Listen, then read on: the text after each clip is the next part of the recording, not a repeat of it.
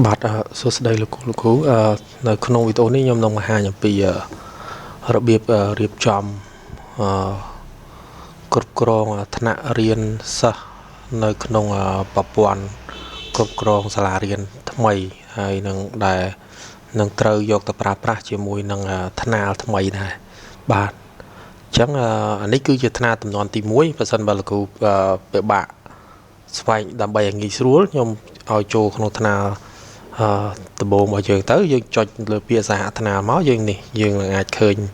មាន2ខ្ញុំនឹងបង្ហាញអំពីថ្នាល PLP ជំនាន់ថ្មីនេះហើយនឹងមួយទៀតគឺថ្នាលគ្រប់គ្រងសាលារៀនបាទខ្ញុំនឹងបង្ហាញទៅលើថ្នាលគ្រប់គ្រងសាលារៀនព្រោះលោកគ្រូត្រូវទៅរៀបចំឈ្មោះគ្រូថ្នាក់រៀនហើយនឹងទាញសិស្សចូលទៅក្នុងថ្នាក់របស់គាត់នីមួយៗហើយនឹងបង្កើតសិស្សថ្មី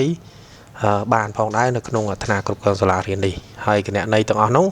យើងនឹងត្រូវប្រើប្រាស់ដើម្បីចូលរៀននៅលើថ្នាលបឋម PLP ចំនួនថ្មីបាទអញ្ចឹងខ្ញុំសូមចូលក្នុងថ្នាលគ្រប់គ្រងសាលារៀនតែម្ដងបាទអញ្ចឹងពេលដែលចុចមកគឺវាលោតមកនេះប្រព័ន្ធគ្រប់គ្រងសាលារៀនបាទអញ្ចឹងអានេះយើងប្រើជាលក្ខណៈផ្ទៃក្នុងសម្រាប់ក្រុមការងារគ្រូបង្គោល ICT តាមសាលារៀនមួយដើម្បីគាត់ដឹងព្រោះបើយើងឲ្យអ្នកផ្សេងប្រើប្រាស់បានខ្លាចចូលទៅធ្វើឲ្យខូចទិន្នន័យរបស់សាលារៀនមួយបាទដោយសារយើងដើម្បីងាយស្រួលយើងអត់បានដាក់ការពារលេខសម្ងាត់ផ្ទាល់ខ្លួនទេគឺដាក់ជារួមបាទអញ្ចឹងមកដល់ប្រព័ន្ធគ្រប់គ្រងសាលារៀននេះលោកគ្រូឃើញនៅខាងផ្នែកខាងក្រោមមានដាក់ពាក្យថាស្វែងរកគណនេយ្យសម្រាប់គ្រូនៅក្នុងនោះយើងអាចយកគណនេយ្យជានាយកសាលាដើម្បីរៀបចំព្រោះអីគ្រូអត់មានសិទ្ធិរៀបចំទេគឺមានគណនេយ្យសាលារៀនជានាយកសាលាមួយដែលអាចគ្រប់គ្រងបានអញ្ចឹងយើងចុចលើពាក្យស្វែងរកគណនេយ្យសម្រាប់គ្រូមកបាទអញ្ចឹងគ្រូចុចហើយគឺមកដល់ហ្នឹងគ្រូចាប់ផ្ដើមរើសខេត្តសិនបាទអញ្ចឹងខ្ញុំឧទាហរណ៍មួយដោយសារខ្ញុំបានសាកល្បងនឹងពិនិត្យមើលនៅខេត្តខាងព្រៃវែង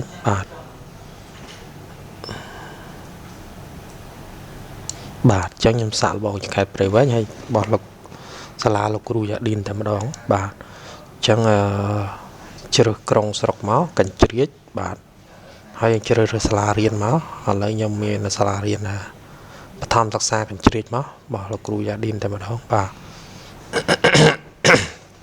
យ៉ាងខាងក្រោមនេះលោកគ្រូកុំคลิกតែคลิกវាលោតចូលគណនេយ្យហើយភាគច្រើននៅខាងក្រោមគេអញ្ចឹងយើងចូលទំព័រទី2តែម្ដងអានេះគឺគណនេយ្យរបស់គ្រូមួយដែលគាត់អាចចូលទៅគ្រប់គ្រងមានថាត្រឹមថាមានសិស្សមាននៅក្នុងថ្នាក់ហើយគាត់អាចគ្រប់គ្រងអវត្តមានឬក៏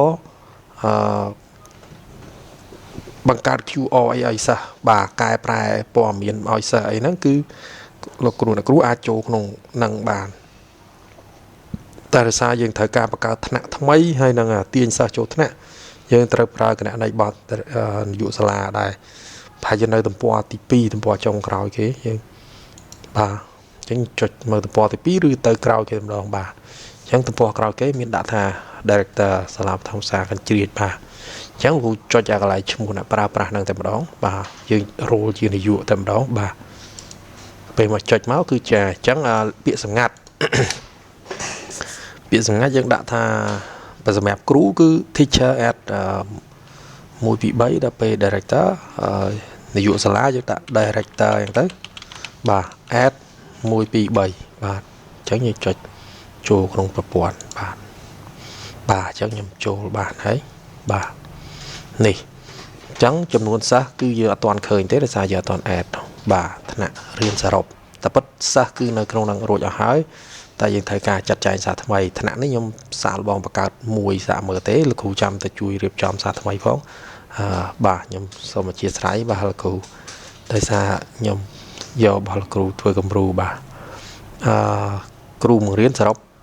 13នាក់បាទយកមួយអញ្ចឹងទៅបាទអញ្ចឹងយើងចុចលើម៉នុយខាងលើនេះមកបាទអញ្ចឹងយើងមាន3ដំណាក់កាលទី1គ្រូបង្រៀនថ្នាក់សិស្សបាទគ្រូបង្រៀនលោកគ្រូអាចថាចុចលើគ្រូបង្រៀនសិនមក បាទអញ្ចឹងបញ្ជីឈ្មោះគ្រូនេះនៅក្នុងនោះមានគ្រូ14នាក់បាទអញ្ចឹងនេះមិនទាន់មានថ្នាក់កាន់ទាំងអស់ដោយសារយើងអត់ទាន់បង្កើតថ្នាក់អញ្ចឹងនៅក្នុងបណ្នុយគ្រូបង្រៀននេះទី1លោកគ្រូទៅតកែឈ្មោះគ្រូតែម្ដងបាទឲ្យត្រឹមត្រូវបាទយើងចុចឧទាហរណ៍ថាយើងចុចនេះថ្នាក់ទី1អញ្ចឹង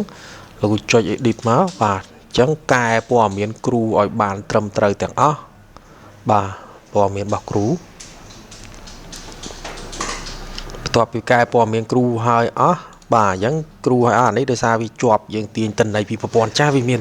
ពាក្យ5កមានពាក្យកញ្ជ្រៀចអីប៉ុន្តែជាចុងក្រោយទៅលោកគ្រូកែទាំងអស់មកឲ្យនៅតែឈ្មោះគ្រូបានហើយដោយសារថ្នាក់នឹងយើងនឹងប្រើប្រព័ន្ធនេះមនុយទី2នេះបាទអញ្ចឹងលោកគ្រូកែឈ្មោះនឹងមកអស់សេវអស់ហើយ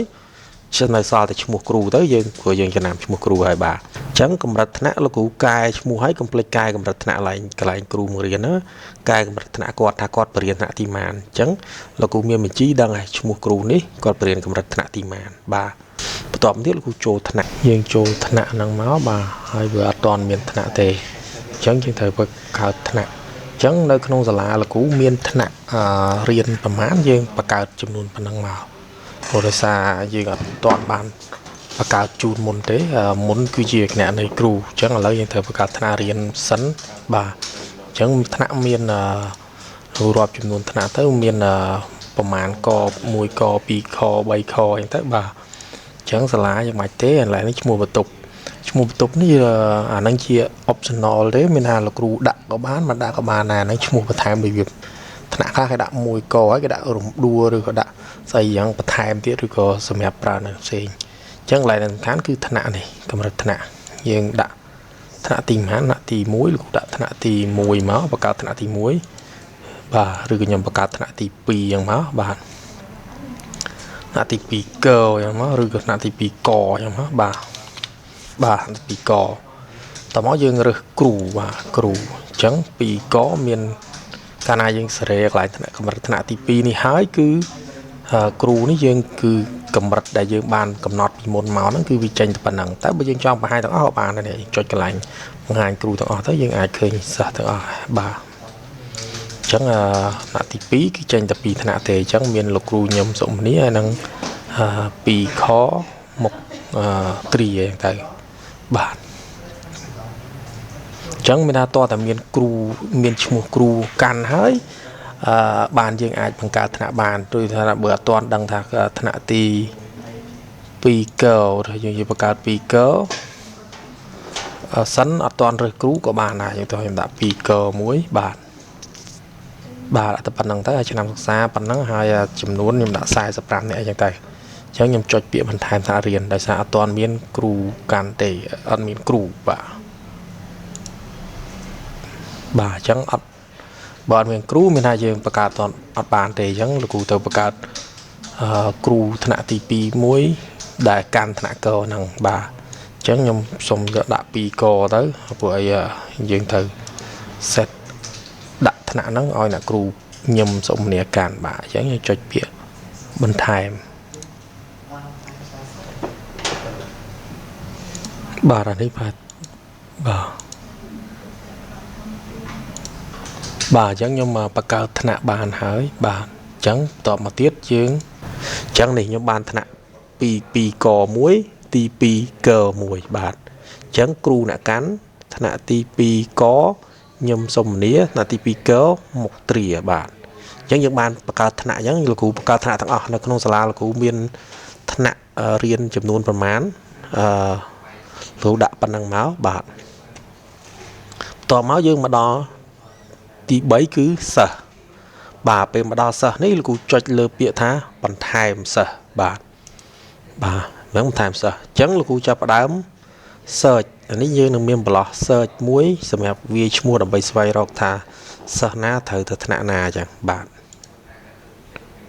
នេះយើងស្វែងរកចេះក៏បានដែរបាទ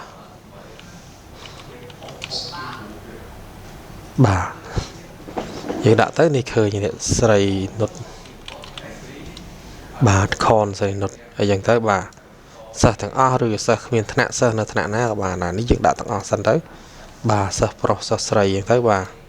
ឆ្នាំសិក្សាឆ្នាំទៅ2024-25បាទអញ្ចឹងយើងឃើញមួយលោកគ្រូធីកមួយយ៉ាងមកបាទធីកមួយបាទអញ្ចឹងយើងបានម្នាក់ហើយហុងស្រីនុតម្នាក់ទៀតយើងได้ធីក2នាក់អញ្ចឹងទៅបាទហើយយើង search បន្តទៀតទៅបាទបើលោកគ្រូ search តាមថ្នាក់ហ្មងនេះ search គ្មានថ្នាក់ទៅវាចេញតែសិស្សគ្មានថ្នាក់ឯងអញ្ចឹងសិស្សគ្មានថ្នាក់ខ្ញុំធីកអញ្ចឹងទៅបាទខ្ញុំធីកបាន4នាក់លោកគ្រូមើលគេ4នាក់បាទ5នាក់អញ្ចឹងទៅបាទអញ្ចឹងយើងចុចលើរូបដែលមាន4នាក់ហ្នឹងមកបាទនេះយើងមានសិស្ស4នាក់ហើយតើយើងត្រូវរើសសិស្សហ្នឹងចូលក្នុងថ្នាក់មួយណាថ្នាក់ទី2បាទថ្នាក់ទី2នេះអញ្ចឹងថ្នាក់ទី3គឺគ្មានថ្នាក់ទេมันមានថ្នាក់ពួកខ្ញុំបកើតមិញបកើតតែថ្នាក់ទី2ខ្ញុំចុចថ្នាក់ទី2មកបាទនេះថ្នាក់ទី2បាទអញ្ចឹងថ្នាក់កឬថ្នាក់ខសិស្សហ្នឹងបើថ្នាក់កលោកចុចថ្នាក់កហើយចុចពាក្យកំណត់ទៅគឺទៅហើយបាទ5នាក់នេះបាទចាំខ្ញុំដាក់ទៅកំណត់ទៅសិស្សតែម្ដងបាទអញ្ចឹងចូលហើយសិស្សហ្នឹងគឺចូលក្នុងហ្នឹងហើយបាទអញ្ចឹងខ្ញុំសុំទៅមើលបាទនេះសិស្សនេះគឺនៅក្នុងថ្នាក់កបាទទី2កមានម៉ានអ្នកហ្នឹងបាទឬក៏ចង់ដកចេញពីថ្នាក់ហ្នឹងក៏បានដែរបាទនេះថ្នាក់កមិញហ្នឹងនេះមាន 11% ហ្នឹងឃើញបាទ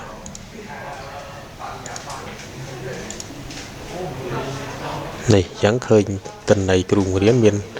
អ្នកគ្រូនេះកាន់កលោកគ្រូកាន់កបាទសិស្ស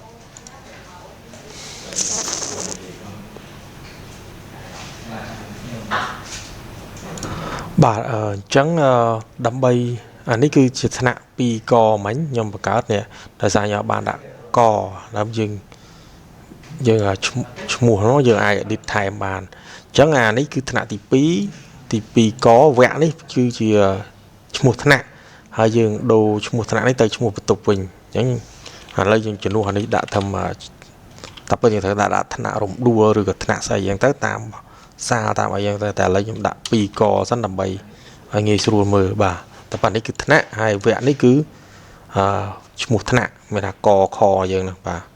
ខ្ញុំចុច save វិញទៅបាទអញ្ចឹងខ្ញុំមកមើលសិស្សវិញបាទឃើញថ្នាក់ទី2កហើយអញ្ចឹងថ្នាក់ទី2កខ្ញុំតម្លាក់តែសិស្សមានតែ2 4 5នាក់ទេទីខ្ញុំតម្លាក់ទៅវិញដើម្បីឲ្យលោកគ្រូទៀងទាត់ត្រឹមត្រូវសិស្សថ្មីបាទអញ្ចឹងរបៀបបញ្ចូលសិស្សវិញសម្រាប់សិស្សថ្នាក់ទី1មកថ្មីដើម្បីបង្កើតសិស្សលោកគ្រូទៅមើលចុចនៅលើ profile ខាងលើនេះបាទហើយចុចពាក្យថានាំចូលសិស្សច្រើនបាទយើងចុចយ៉ាងមកបាទហើយ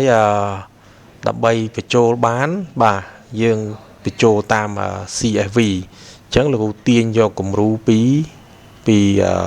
ឯកសារដែលមានស្រាប់ដើម្បីកុំឲ្យខុសបាទខ្ញុំចុចទាញគំរូមកវា load download មកហើយបាទអញ្ចឹងខ្ញុំបើក file ហ្នឹងមកនេះបាទ file ហ្នឹងគឺមានទម្រង់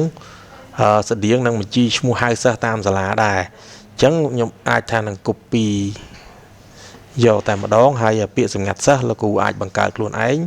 លោកដាក់មិនក៏បានដែរឲ្យតែលើសពី8ខ្ទង់ទៅអញ្ចឹងខ្ញុំមានថ្នាក់របស់លោកគ្រូយ៉ាឌីន1ថ្នាក់ទី1ឧទាហរណ៍បាទអញ្ចឹងខ្ញុំសាកបញ្ចូលតែម្ដងបាទនេះដោយសារតម្រង់មើលទៅវាដូចគ្នាហើយកូដនាមភេទបាទអត់ទេពាក្យសម្ងាត់ទេបាទអញ្ចឹងដោយសារប្រឡោះបញ្ជីឈ្មោះនោះមានពាក្យសម្ងាត់ដើម្បីឲ្យងាយស្រួលបាទងាយស្រួលលោកគ្រូcopy ឲ្យដូចគ្នាលោកគ្រូអាចនឹងធ្វើកឡោនបន្ថែមកឡោនណាបញ្ជីឈ្មោះoriginal របស់លោកគ្រូនេះ file zin ហ្នឹងដាក់ដូចគ្នាទៅបាទអញ្ចឹងយើងមាន ID បាទនេះយើងអាចដូរ ID ហ្នឹងជា password សិស្សឬក៏មិនបាទនេះពីឬក៏ copy អញ្ចឹងក៏បានដែរបាទឈ្មោះអ្នកប្រើអត់មានអង់គ្លេសបាទអញ្ចឹងលោកគ្រូអាចមើលតាមហ្នឹងទៅឈ្មោះនាមនិងកូដនាមសិស្សហើយសម្រាប់ឈ្មោះអ្នកប្រើប្រាស់នេះគឺលោកគ្រូនឹងបង្កើតដោយខ្លួនឯងជាភាសាអង់គ្លេសហើយអត់ឲ្យជាន់គ្នាទេក្នុងចំណោមឈ ឈ្មោះទាំងអស់នៅក្នុងប្រព័ន្ធហ្នឹងតែម្ដងអាចបន្ថែមលេខបានឬក៏ដាក់ខ្មែរបានហើយពាក្យសម្ងាត់ដាក់ងាយសម្រាប់ឲ្យសិស្សទៅប៉ុន្តែយើងត្រូវការ8ខ្ទង់បាទជាអក្សរជាលេខជាសញ្ញាក៏បានដែរហើយនៅថ្ងៃខែឆ្នាំកំណើតយើងត្រូវដាក់តម្រងដូចគ្នាអញ្ចឹងបើខុសគ្នាតែបន្តិចក៏អាចបញ្ចូលបានដែរឈ្មោះចឹងដែរជាន់គ្នាក៏អាចចូលបានដែរអានេះយើងដាក់ថ្ងៃ2ខ្ទង់ស្លាស់មកឲ្យខែ2ខ្ទង់ស្លាស់មកឲ្យឆ្នាំបាទភេទដូចគ្នាស្រីប្រុសយើងអាច copy ផាសពីដើមមកបាទហើយនឹងលេខទូរស័ព្ទអាណាព្យាបាលបាទលេខទូរស័ព្ទអាណាព្យាបាលសញ្ជាតិលេខកូដសាលាឆ្នាំសិក្សាកម្រិតថ្នាក់ហ្នឹងដាក់ជាលេខមកថ្នាក់ទី1ដាក់លេខ1បារាំងមកបាទហើយអាស័យដ្ឋានយើងអាច copy ពី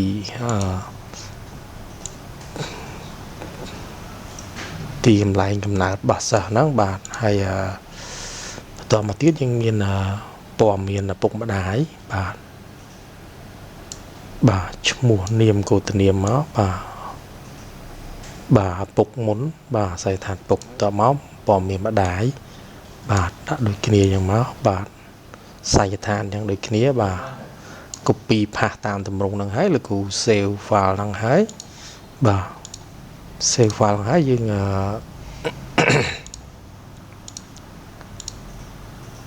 យើងចុចកន្លែងពាក្យថា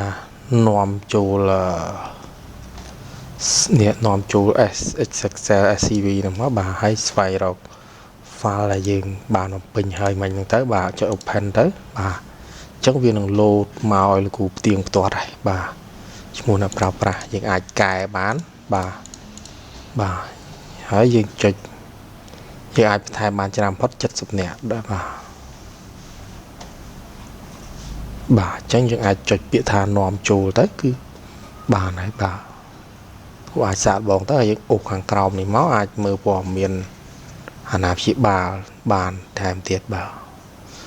លេខកូដសាលាយើងមិនបាច់ដាក់ក៏បានដែរព្រោះដល់សាលាហ្នឹងយើងប្រើ account របស់សាលាគឺចូលក្នុងសាលាហ្នឹងហើយបាទអញ្ចឹងមើលតាមហ្នឹងឲ្យត្រឹមត្រូវអស់ហើយយើងចុចពាក្យចូលទៅហើយនៅពេលដែលសិស្សចូលរួចហើយលោកគ្រូនេះយើងមានបន្ថែមជនជាតិលក្ខណៈពិសេសអាចបន្ថែមបានទៀតបាទអញ្ចឹងបើមានស្រាប់វានឹងចូលអូតូហើយតែបើអត់មានទេលោកគ្រូផ្ទៀងផ្ទាត់ក្នុងហ្នឹងឲ្យត្រឹមត្រូវហើយចុចនាំចូលទៅចូលហើយលោកគ្រូចាប់ផ្ដើមបង្កើតថ្នាក់នាំគាត់ដាក់ថ្នាក់តាមហ្នឹងទៅបាទអរគុណ